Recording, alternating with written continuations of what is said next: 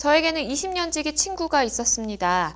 제가 하던 사업이 어려워져서 당장 길바닥에 나앉게 되는 상황이었는데 그 친구가 자기네 집 2층이 비었으니 거기서 지내면서 자기와 동업을 하자더군요.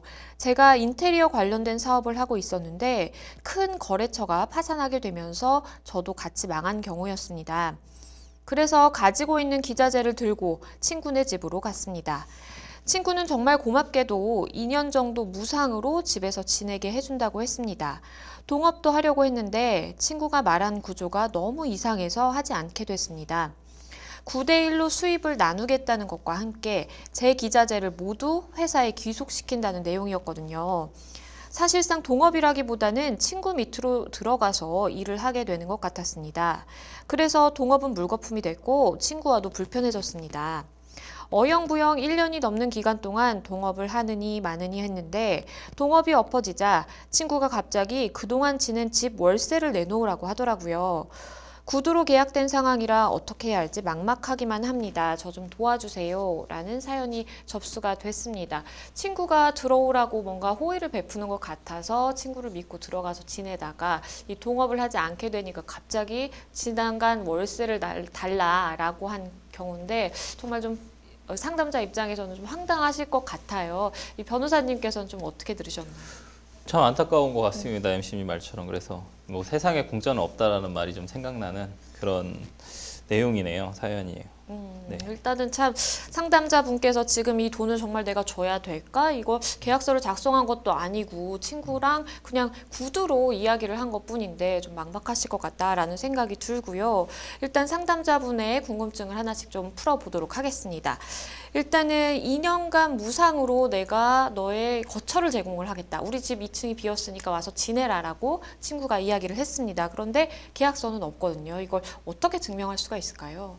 네, 우선은 임대차 계약은 조금 우리가 돈을 빌려주는 어떤 소비대차 계약하고는 좀 다르게 유상이 원칙입니다. 네. 그러니까는 소비대차는 무상이 원칙인데 반해서 임대차 계약 같은 경우 유상이 원칙이기 때문에 따라서 무상으로 임대차 계약을 하는 것은 뭐 일반적이지 않은 예외적인 상황이라고 볼 수 있는 거죠. 그래서 그런 상황에서는 사실은 무상 임대차 계약서가 있으면 참 좋은데 지금 사안에서 MC님 말처럼 계약서가 없는 것 같아요. 그래서 그렇다면 친구의 소유권에 기한 퇴거 청구를 받았을 때 우리 쪽에서는 항변할 수 있는 사유가 없어지는 거죠.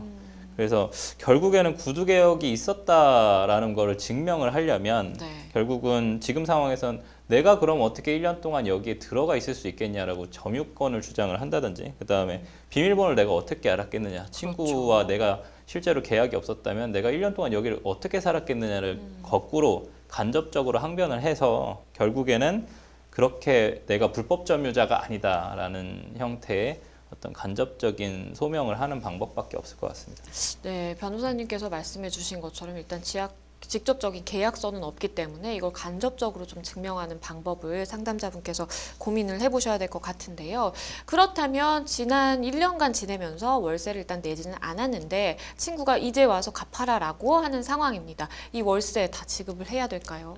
만약 방금처럼 구두 계약이 성립했다라고 본다고 하면 당연히 무상으로 상대방이 임차하는 것에 대해서 동의를 하였다고 볼 수가 있기 때문에 월세는 내지 않아도 됩니다. 근데 뭐 사안으로만 봤을 때는 사실상 계약한 것 같거든요. 그러니까 한 1년 정도는 살 수 있게끔 한 것 같거든요. 근데 만약에 살지 못하겠다고 했다면 당연히 월세 혹은 유상에 대한 조건을 얘기를 했었다면 상대편이 항변을 해서 입증을 한다고 하면 당연히 월세를 내야 되는 상황이 될 수도 있겠죠. 네, 이게 상황에 따라서 사실 증거가 굉장히 좀 중요한 상황인 것 같다라는 생각이 듭니다. 일단 상담자분 입장에서도 뭔가 친구와 좀 대화가 오간 내역이라든지 아니면 실질적으로 내가 그 집에 들어가서 살게 된 경위라든지 이런 걸 입증하는 게 굉장히 중요하겠고 친구분 입장에서는 아니다, 우리가 얼마만큼 이렇게 월세 약정을 했다라고 하면 그 부분에 대한 또 입증 책임은 사실은 친구분이 또 해야 되는 것이기 때문에 누가 어떻게 증명을 하는지가 굉장히 중요해 보이는데요. 일단 상담자분이 감정이 좀 많이 상하신 것 같아요. 그래서 또 궁금하신 점이 친구와 동업을 한 해 만에 하면서 1년 동안 내가 시간이 어쨌든 소비가 됐고 그렇기 때문에 내가 일을 1년 동안 못하게 됐는데 그 책임까지도 물을 수 있을까요? 라고 질문을 주셨거든요. 만약에 동업계약서를 쓰고 실제로 만약에 일방의 귀책 사유로 인해서 계약 파기에 대한 손해배상 책임을 약정했다면 그 계약서에 손해배상 약정이 있었다면 네. 당연히 배상 책임을 물을 수 있겠죠. 물론 그런 어떤 계약서가 없고 구두계약이라고 하더라도 민법상 손해배상 책임을 물을 수는 있습니다. 근데 다만 본산에서 동업계약을 논의하는 와중에 계약이 성립하지 않은 것 같아요. 근데 계약이 성립을 하려면 쌍무계약에서는 청약이 있고 승낙이 있어야 되는데 상대편의 9대1 조건을 얘기를 한 상황에서 실제로 이쪽에서 승낙하지 않았거든요. 그런 것 같아요. 저는 9대1을 받아들일 수 없다라고 얘기를 했기 때문에 실제로 승낙이 이루어지지 않았다라고 하면 계약 자체가 성립을 하지 않기 때문에 네. 계약을 전제로 해서 발생하는 손해배상 채권 자체가 발생을 안 한다고 봐야겠죠. 그래서 실제로는 손해배상 청구를 할 수는 없을 것 같다. 네, 일단 변호사님께서 말씀해 주신 부분은 동업 계약이 성립을 했다면 그거에 따른 손해배상 책임을 좀 생각해 볼 수가 있겠지만 그게 아니라 우리가 같이 동업을 할까 말까 하면서 이제 그 논의 과정 중에 있었다라면 사실상 동업 계약이 체결됐다고 보기는 좀 어려운 부분이 있기 때문에 그에 대한 손해배상 책임을 좀 따로 묻기는 어려운 그런 한계가 좀 있다라는 말씀을 주셨고요. 마지막으로 상담자분처럼 내가 무상으로 누군가의 뭐 집에 들어가서 살게 되거나 거처를 이제 제공을 받았을 경우에 뭔가 주의해야 될 점이 있다면 어떤 게 있을까요? 앞에서 말씀드린 바와 같이 계약서를 꼭 작성을 하셔야 됩니다. 물론 무상임대차 계약서가 악용되는 경우도 있긴 합니다. 네. 사회적으로. 근데 임대차 계약은 유상의 원칙이기 때문에 실제로 무상 계약을 해서 내가 살고 있다라는 걸 나중에 입증해야 된다고 한다면 무상임대차 계약서를 꼭 작성을 하셔서 추후에 불이익한 부분이 초래되는 것을 좀 방지하는 게 옳지 않을까라고 생각이 듭니다.